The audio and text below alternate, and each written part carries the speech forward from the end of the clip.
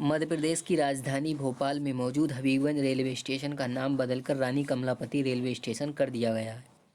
इस फैसले के साथ ही इतिहासकारों को लेकर एक नई बहस छिड़ गई है।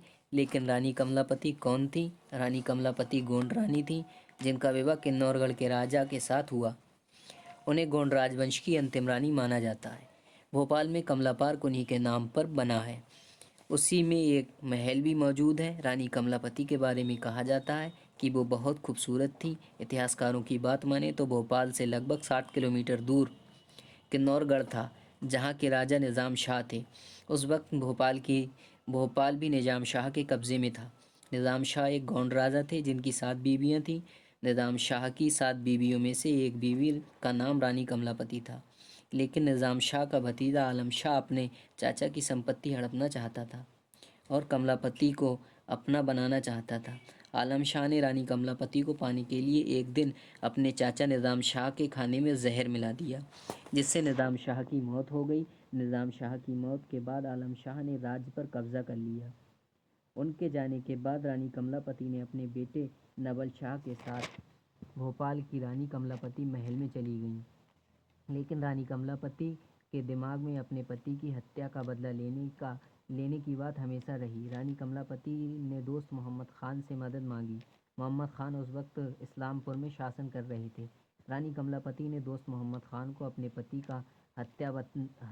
पति की हत्या का बदला लेने के लिए कहा और उसके लिए बदले में 1 लाख अशरफियाँ देने का वायदा किया।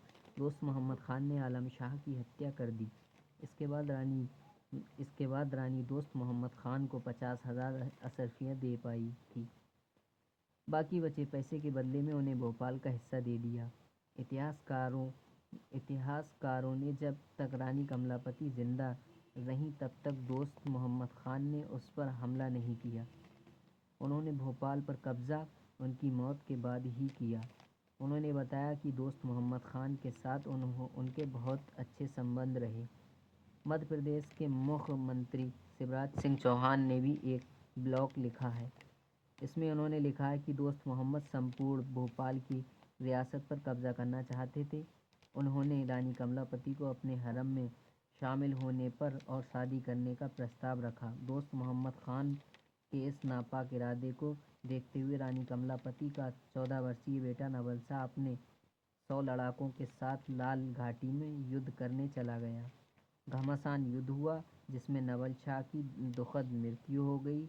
इस पर इतना खून बहा कि ज़मीन लाल हो गई। इसी कारण इसे लाल घाटी का नाम जाने लगा। इसे लाल घाटी कहा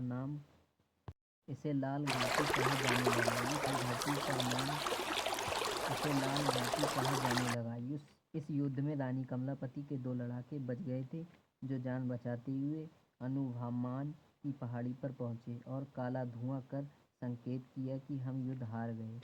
रानी कमलापति के विषय में परिस्थिति देखते हुए बड़े तालाब बांध का संकरा रास्ता खुलवाया, जिससे बड़े तालाब का पानी रिसकर छोटे तालाब में आने लगा।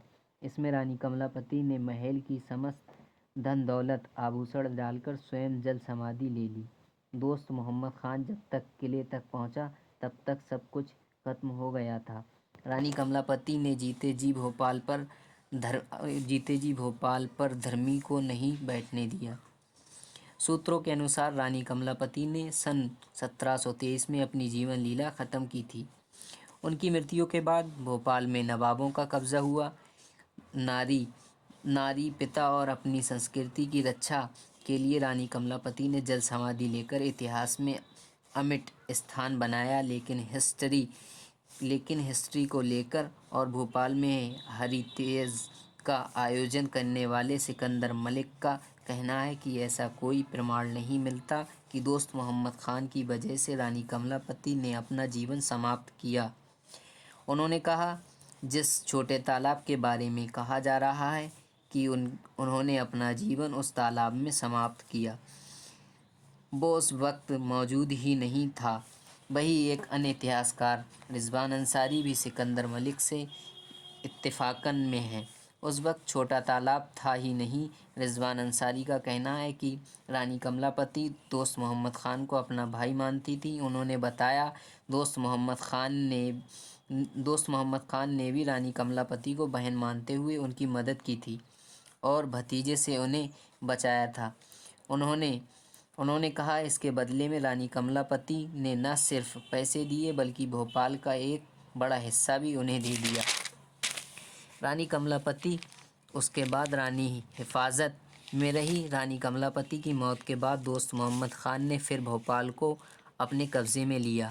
दूसरी ओर भाजपा स्टेशन का नाम बदलने का समर्थन कर रही है। पार्टी नेता और प्रदेश सचिव रजनीश अग्रवाल ने भोपाल के हबीबगंज स्टेशन के नाम बदलने पर कहा, रानी कमलापति इतिहास का गौरव है। उन्होंने कहा, ये महज एक बोर्ड का हटना और दूसरे का लगना नहीं, यह इतिहास के गौरव को पुनः स्थापित करने का एक सांस्कृतिक विरासत का उल्लेख है। लेकिन स्टेशन